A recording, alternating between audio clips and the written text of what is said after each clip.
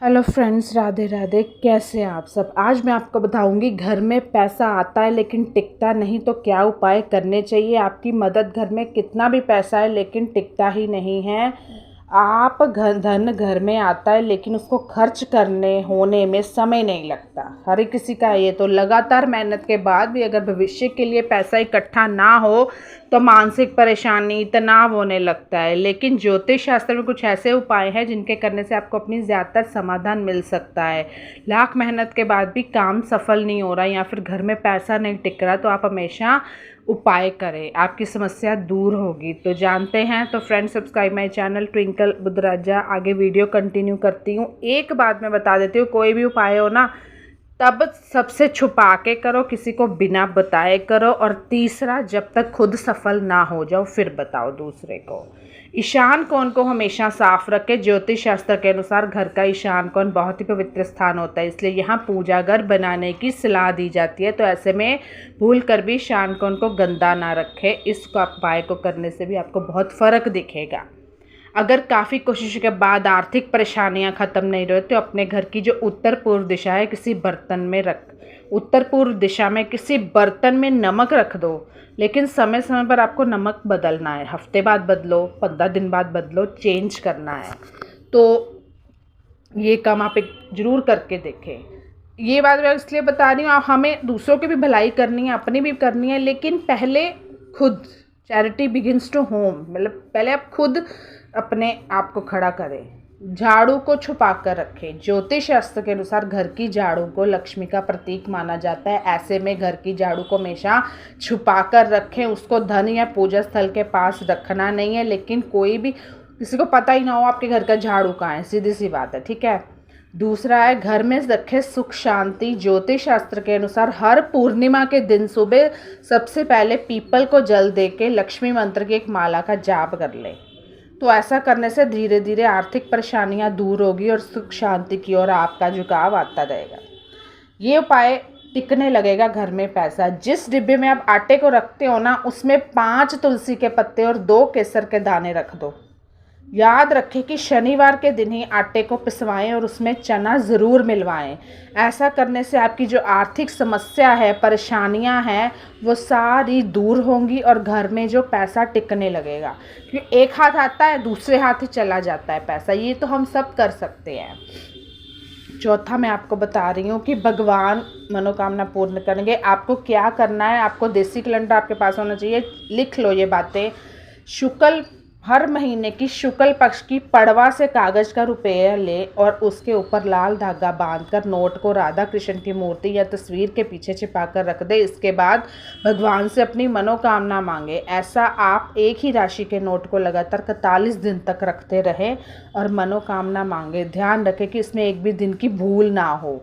तो ऐसा करने से भगवान आपकी मनोकामना ज़रूर पूरी करेंगे। साथ ही आपके घर में पैसा टिकने लगेगा। अगर आप नहीं कर सकते, कुछ दिन के लिए बीमार हो, तो अपने बेटा या बेटी को बोल दीजिए। आर्थिक परेशानी होगी दूर। किसी भी शुभ मुहूर्त पर सुबह जल्दी उठकर लाल रेशम का कपड़ा लेना है और उसमें अखंडित 21 चावल के दाने बांध लेने हैं।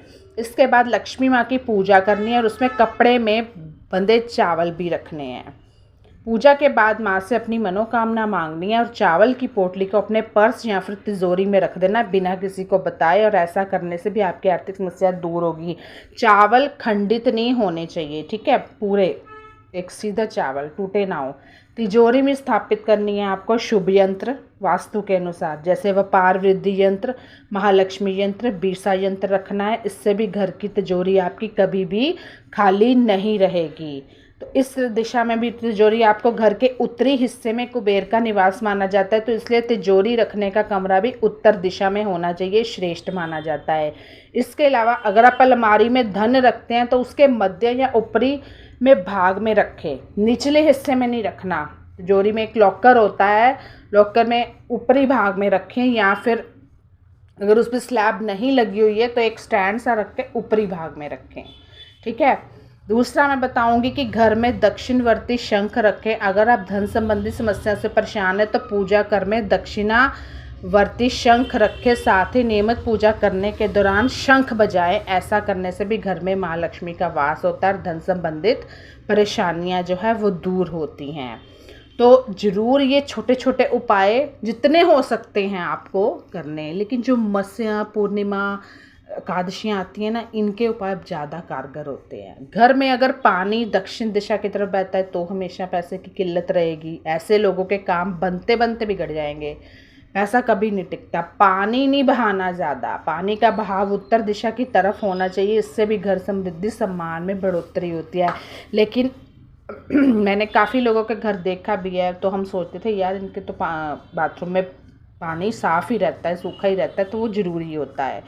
घर की तिजोरी जिस कमरे में रखी हो वहाँ पर एक ही गेट होना चाहिए, नहीं तो पैसा बाहर निकल के रास्ता खुद ही बना लेता है। अगर तिजोरी वाली जगह आग्नेय कोण में है तो पैसा फालतू खर्च होगा आपका। घर का बाथरूम अगर गीला रहता है तो यह कर्ज को बढ़ावा देता है, स्थिति को संकेत देता है, गलत स्थितियां उत्पन्न होती हैं।